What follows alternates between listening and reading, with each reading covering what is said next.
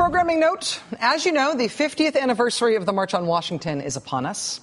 At mattoblog.com today, we have posted some of just the mainstream press coverage of the march from the day that it happened back in August 1963. I always think that's an interesting way to look back at modern historical events. That's why we show a lot of old NBC News footage on this show, for example. But in the case of the march, some of that contemporaneous coverage from 63 is also just amazing for its craft, for its writing. The day dawned clear and cool. At 7 a.m., the town had a Sunday appearance, except for the shuttle buses drawn up in front of Union Station, waiting. By 10 a.m., there were 40,000 on the slopes around the Washington Monument. An hour later, the police estimated the crowd at 90,000, and still they poured in. Because some things went wrong at the monument, everything was right. Most of the stage and screen celebrities from New York and Hollywood who were scheduled to begin entertaining the crowd at 10 did not arrive at the airport until 11:15. As a result, the whole affair at the monument grounds began to take on the spontaneity of a church picnic. Even before the entertainment was to begin, groups of high school students were singing with improvisations and hand clapping all over the monument slope. Civil rights demonstrators who'd been released from jail in Danville, Virginia, were singing, move on, till all the world is free."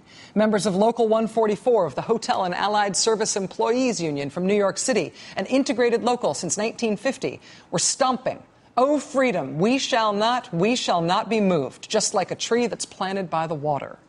And Odetta's great full-throated voice carried almost to Capitol Hill. "If they ask you who you are, tell them you're a child of God."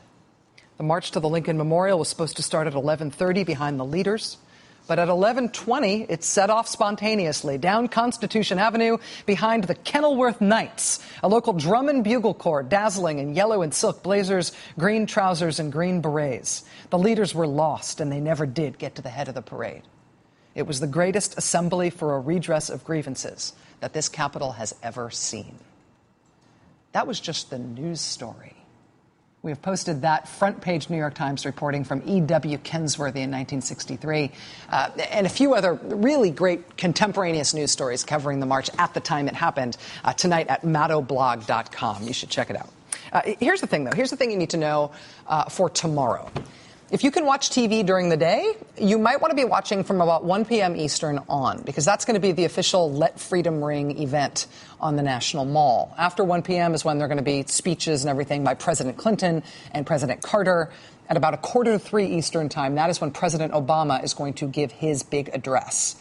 And then at 3 p.m., they tell us, bells will toll. Bells are going to toll at that moment 50 years ago when Dr. King reached this point in his speech when he said, "Let freedom ring from the prodigious hilltops of New Hampshire." And then he goes through that long list of everywhere he wants to hear freedom ring, ending with every hill and molehill of Mississippi. You know that portion of the speech, right?